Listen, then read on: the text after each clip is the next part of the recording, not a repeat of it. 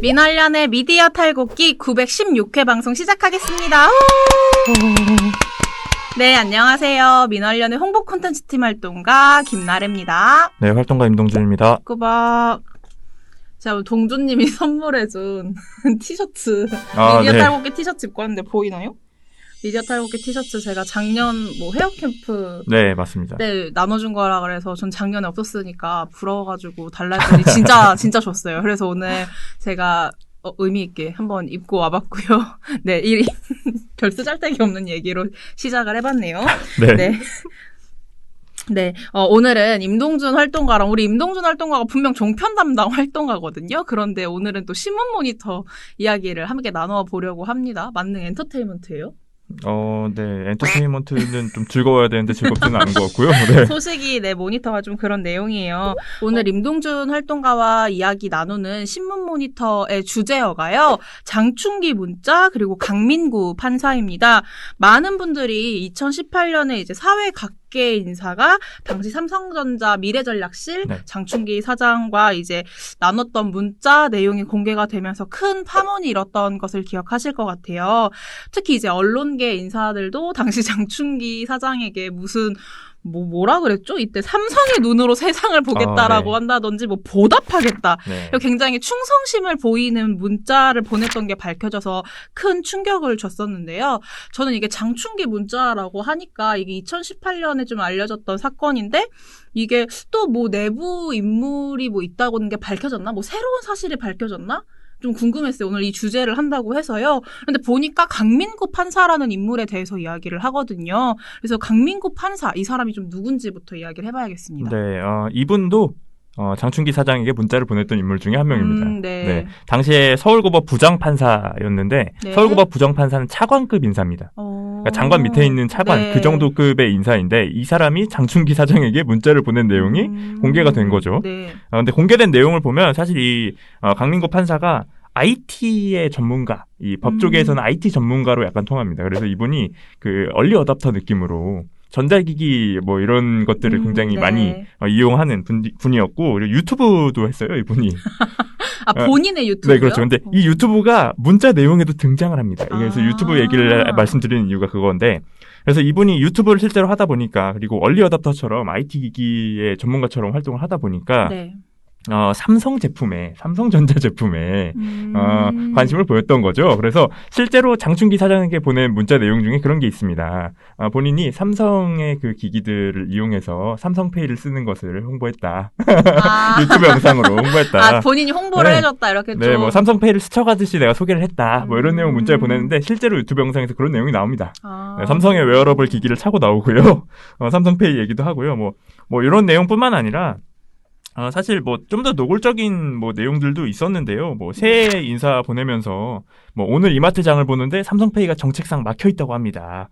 뿌리가 같았던 이마트가 이러니 참으로 답답합니다. 이런 것들도 보내기도 했고요. 네. 가장 크게 논란이 됐던 거는 본인 동생과 관련된 인사청탁성의 문자를 보냈던 거였어요. 네. 그래서 본인 동생이 삼성의 임원이었는데 고충을 겪고 있다. 도움을 좀 주셨으면 좋겠다. 이런 류의 내용이었고요. 그리고 마지막에 보낸 내용이 가장 좀 많이 보도가 됐는데 그동안 진 신세는 가슴에 새깁니다. 이렇게 해서 지금 장충기 사장에게 문자를 보냈던 이력이 있어요. 판사가 한 대기업의 사장에게 그렇죠, 그렇게 네. 이야기를 보낸 거네요. 지금 이야기해 주신 게 이제 아무래도 뉴스타파가 시리즈물로 보도를 하면서 좀 많이 알려졌던 네. 사실에 대해서 이제 임동준 활동가가 이야기를 해준 것인데 근데 어쨌거나 지금 얘기한 것도 2018년에 있었던 사건에 대해서 이야기를 하시는 거잖아요. 네. 이런 장충기 문자 사건에 강민구 판사라는 인물도 있었다라고 이야기를 해주는 건데 근데 지금 2년이 지난 2020년이란 말이에요. 근데 네. 왜 다시 이 강민구 판사가 소환이 된 것인지요? 이 당시에 사실 뉴스타파가 보도를 했던 이유는 네. 이 강민구 판사가 이부진 호텔신라 사장의 이혼 재판을 담당하고 있었어요. 네. 그래서 이해충돌의 문제가 있다. 왜냐하면 삼성전자의 그쵸. 미래전략실 사장에게 보낸 이런 식으로 굉장히 근접해 있는 그리고 청탁상의 내용이 보이는 문자를 보낸 인물이 이부진 호텔신라 사장의 이혼 재판에 담당을 하게 된다면 그렇죠. 이부진 호텔신라 사장에게 유리한 판결을 하지 않겠느냐라는 이해충돌의 문제 네. 그것 때문에 이제 이런 보도가 나왔던 건데 실제로 그 이후에 대법원이 강민구 판사를 배척했습니다. 특수한 관계가 있다라는 그럴 수 이유로 있다. 배척시켰거든요. 네. 그 반대편인 이무재 전 삼성전기 고문이 네. 배척 신청을 했어요. 기피 신청을 했더니 대법원이 받아들여줘서 강민구 네. 판사가 제외됐습니다. 이 재판에서. 그런데 이 얘기가 왜 중요하냐? 2020년에 이런 똑같은 이해충돌이 또 벌어질 상황이 생긴 겁니다. 아, 그래요? 네. 간략하게 요약을 해드리면 이 강민구 판사의 문제가 언론을 통해서 네. 폭로가 됐잖아요. 네, 그렇죠. 그렇다면 언론과도 특수한 이해관계가 있다고 보이는데 언론을 싫어할 수 있겠죠. 내 그렇죠. 사건을 네. 보도했던 사람들에 대해서. 네, 그렇죠. 근데 이 강민구 판사가 올해의 안식년 같은 개념으로 연구를 하고 있었어요. 연구 그건 배정을 받아서 연구법관으로 배정을 받아서 연구를 하고 있었는데 이 연구 기간이 끝났기 때문에 다시 본인이 일할 위치로 가야 되는데 이 강민구 판사가 배치된 곳이 서울고등법원 민사 13부입니다. 근데 저는 지금 들으면서 계속 우리는 미디어 탈곡기인데 언론 비평하는 건데 강민구 판사는 어쨌거나 법조계 인물이니까 도대체 민사 13부가 뭘 하는 곳이길래 또 우리가 이야기를 하는 것인지. 이 민사 13부가 언론과 관련이 있습니다. 이 민사 그래요? 13부가 언론 관련 항소심을 담당하는 곳이기 때문에 그러니까 말씀하신 내용은 그러면 예를 들어서 어떤 사람이 내가 언론을 통해서 뭔가 부당한 뭐 일이 생겼어 해가지고 소송을 넣으면은 주로 관리하는, 주로 그렇죠. 재판을 하는 곳이 서울고법의 민사 13부다. 이렇게 좀 이야기를 해볼 수 있는 것인가요? 맞습니다.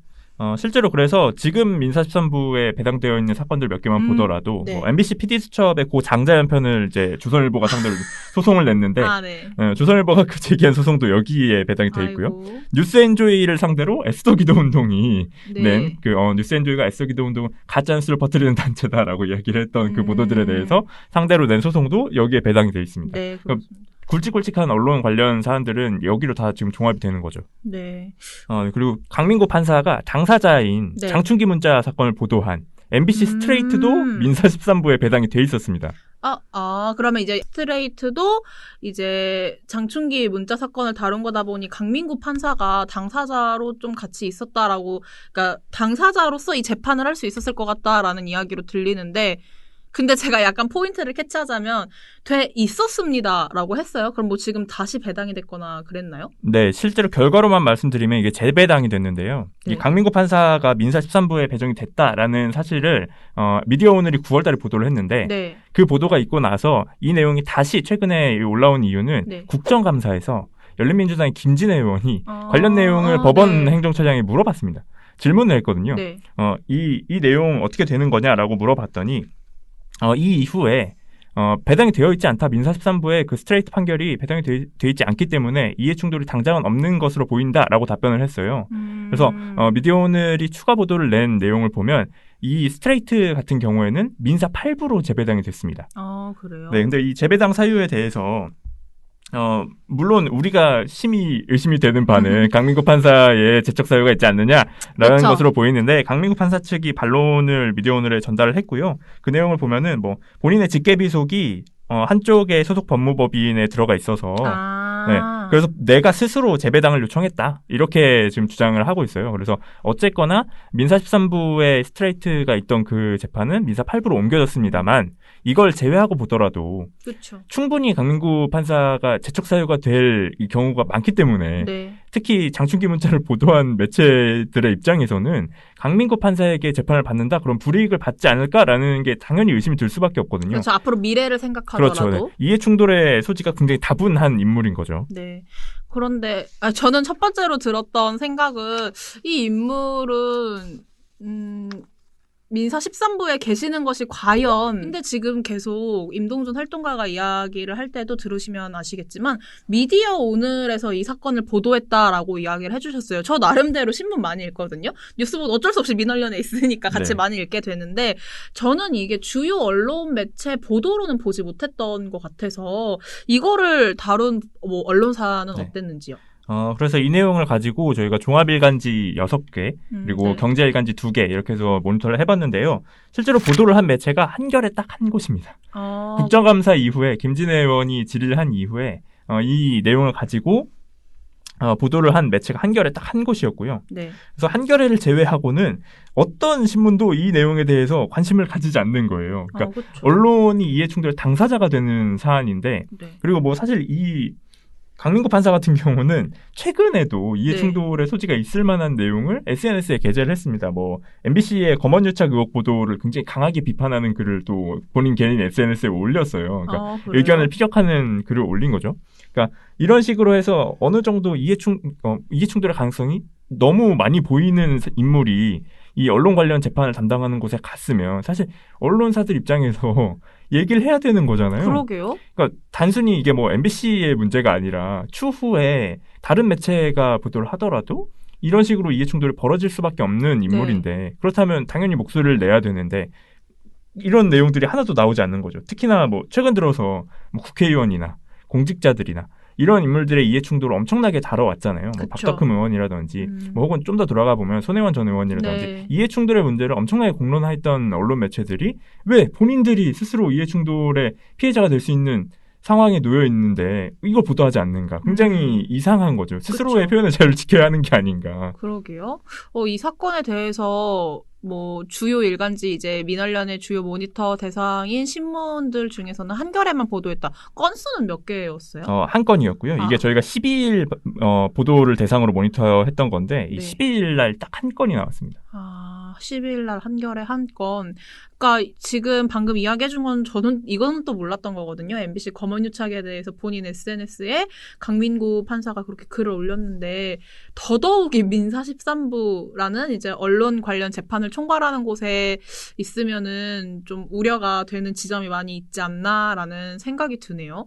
네. 이게 우리 이제 민원련의 신문 모니터 보고서로 나갔는데, 이제, 원래 제목은 그 택배 노동자들의 죽음으로 나가서, 이 모니터 보고서를 막 끝까지 잘 읽어주시지 않으면 이 사건을 좀 잘 못 찾아보실까봐 저희가 또 이렇게 따로 미디어 탈곡기로 빼서 조금 더 이야기를 나눠봤어요. 이 정도에서 오늘 이야기 좀 마무리를 해가면서요. 임동준 활동가 나오면 항상 이제 같이 음악을 가지고 나오잖아요. 그러면서 이제 오늘 그 장충기 문자 사건 그리고 강민구 판사에 대해서 좀 마무리를 지어보도록 하겠습니다. 네, 오늘 제가 가지고 온 곡은 듀스의 나를 돌아봐인데요. 네, 맞습니다. 그 곡인데요. 내용은 뭐 별게 없습니다. 사실 가사는 전혀 연관성이 없고요. 제목에 꽂혀가지고 스스로를 좀 돌아보셨으면 좋겠다. 누가? 강민구 판사라던가 많은 사람들이 뭐 대법원 뭐 법원행정처장이라던가 차장이라던가 많은 분들이 스스로를 한번 돌아보셨으면 좋겠다. 이게 과연 정상적인 일인지. 그러게요. 굉장히 비정상적인 일이 벌어지고 있는 것이 아닌가 좀 생각이 드네요. 네, 그리고 뭐 앞에서도 저희가 얘기를 했습니다만 이 보고서가 사실 이게 뒷부분에 나온 내용이고 앞부분에 나온 내용까지 포함하면 보도해야 될 이슈를 왜 보도하지 않는가에 대해서 저희가 쓴 보고서거든요. 네, 맞아요. 좀 정신을 차리고 보도를 해줬으면 좋겠다. 그러니까 흔히 말하는 그 진영 논리에 빠져서 막 특정 사안에 막 몰두되기보다는 정말 필요한 지점의 비판을 해줘야지 의미가 있는 거잖아요. 네, 그렇죠. 그래서 좀 의미 있는 보도를 좀 많이 했으면 좋겠다, 제발. 그래서 언론사들도 스스로를 많이 돌아보셨으면 좋겠네요. 네, 좀 그렇게 얘기해보고요. 지금 임동준 활동가가 이야기한 거 제가 방금 잠깐 설명드렸는데 원래 이거 제목 저희가 언론이 보도해야 할 것을 보도하지 않고 있다. 지금 이런 상황에 대해서 좀 비판을 하면서 쓴 보고서였어요. 근데 다른 주제, 그러니까 택배 노동자가 사망하는 사건이 이제 8번째로 또 일어났는데 왜 언론은 이에 대해서 제대로 보도를 해주지 않는가, 보도를 하는 언론을 찾아보기 힘든가에 대해서도 내용이 담겨 있거든요. 이것도 굉장히 좋은 이야기여서 함께 나눠보면 좋을 것 같아서 조만간 이것도 한번 이야기를 나눠보지 않을까 싶습니다. 오늘 이야기는 여기서 마무리하고요. 저희 댓글 읽어보고 마무리하겠습니다. 네, 오늘 이야기 나눠볼 방송은 913회 북한 공무원 피격 사건 무분별한 인용보도로 정쟁, 갈등, 분노 키웠다. 라고 이제 박채린 활동가와 함께 신문 모니터로 이제 좀 짚어본 것인데요. 이 당시에 이제 이 사건에 대해서 뭐 본질을 줬고 진짜 뭐 정부에 비판할 내용이 있다라면은 제대로 뭐 짚고 있는지 아니면은 사실 확인을 제대로 하고 있는 것인지 뭐 등등 지금 당장 필요한 사실 정보나 진실에 대해서 좀 이야기를 하지 않고 무분별하게 그냥 따옴표로 가져와서 자극적인 언론 보도들이 생산되고 있는 거에 대해서 좀 비판을 해보았습니다. 네, 아임 울트라맨님. 준칙이라고 이 사람들이 보겠어요? 뭐 안 보겠죠. 늘 그렇듯이 흐흠. 준칙을 읽기만 해도 잘 지킬 터인데 흠흠흠 이라고 남겨주셨고요. 혹시 방송에서 제 댓글을 읽어주신다면 아임 울트라맨이라고 읽어주시면 됩니다용 이라고 해주셨네요. 제가 이거 전에 한번 기억나요. 이거 아이디 어떻게 읽어야 되죠? 울트라맨님 이렇게 네. 이야기를 했었는데 네 아임 울트라맨님 댓글 남겨주셔서 감사합니다. 그러게요. 우리가 매번 이제 보도 가이드라인도 있고 이것저것 다 있다라고 해도 그분들이 안 지키시려고 만든 건지 지키지 않는 모습을 많이 볼 수 있어서 이렇게 또 이야기를 남겨주신 것 같습니다. 네, 그리고 설날김님이 남북 외교 관련해서도 준칙이 있을 줄이야. 그런데도 역시나 안 지키는 것은 슬픈 의미로 한국 언론답네요 하고 남겨주셨습니다. 네, 뭐 이거에 대해서는 근데 또 어떤 분들은 준칙이 있어도 안 지킬 수 있는 상황이 언제든 생길 수 있는 것 아니냐라는 또 이제 글을 남기신 걸 제가 전에 본 적이 있거든요. 그런데 네, 뭐 근데 사실 늘 하는 말이지만 준칙을 지키려고 노력하다가 나는 사고인지 준칙을 안 지켜서 나는 사고인지는 너무 명확하게 보이잖아요. 그렇죠. 네. 그래서 좀 비판의 지점이 이렇게 나오는 게 아닌가 싶습니다. 그리고 914회 방송 한글날 특집으로 불금엔 종편 뭐하니를 진행했던 건데요. 이게 이제 비속어라든지 알아듣기 힘든 외국어, 신조어 혹은 부적절한 단어들을 사용해가면서 방송하는 종편 시사대담에 대해서 우리가 짚어본 것이었어요. 여기에서 마리리님, 방송을 직업으로 한다면 전문성을 갖추기 위한 노력을 해야 할 텐데 민얼련이 단어 사용까지 지적해줘야 하나? 에휴라고 해주셨어요. 그러니까 저희 마음이 그거예요. 네. 우리가 이런 것까지 지적을 해야 되나? 그러니까 한글날 특집이기도 했지만 전 몰랐거든요. 그런 그날 알았어요. 가케무샤라는 단어를 네. 제가 종편 때문에 알 줄은 몰랐어요. 네. 종편 때문에 제가 가케무샤라는 단어도 알았고 그런 이상한 용어들을 사용하시고 계시고 저는 출연자분들 그래도 나름 교수님들이나 전문가분들이신데 근데 더 많아요? 그런 경우가? 그건 좀 궁금해요. 근데 뭐 그분들을 전문가라고 정말 우리가 볼 것인가. 네.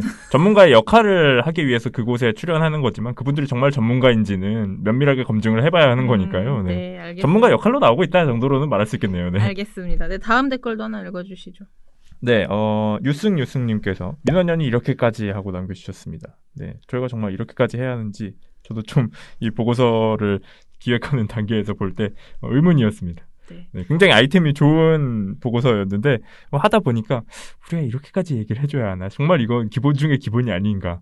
네, 왜 정말 이런 보고서를 내야 하나 약간 자괴감이 드는 그런 보고서였던 것 같습니다. 네, 그렇습니다. 오늘 방송은 다 끝났고요. 저희 이제 금요일에는 불금엔 종편 뭐하니로 본방송 돌아오고 목요일에는 오늘 방송 이야기를 좀 축약해서 올라가는 하이라이트 버전 있으니까 많이들 시청해 주시기 바랍니다.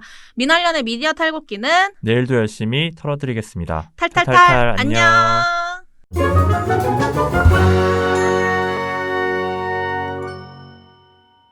안 되시면 같이 보실까요?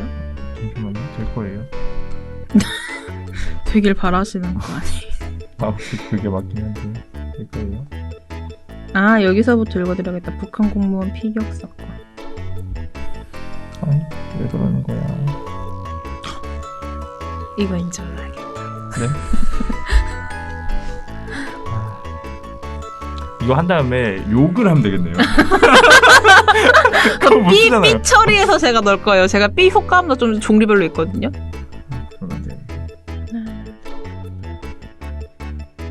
저 듀스가 활동했던 시기에 대해서는 모르는데 하도 그 자료 화면으로 많이 쓰여가지고 듀스가 친숙한 거예요. 저는 그분들 뵌 적 없는데 그래서 기억은 없는데. 그러니까 근데 클로는 본 기억이 있어요. 어릴 때. 쿵따리 샤바라. 근데 그게 단어가 쿵따리 샤바라인지 쿵따리 샤바라인지 샤바라겠죠? 샤바라. 네? 입틀만큼. 쿵따리 샤바라. 같이 보시죠.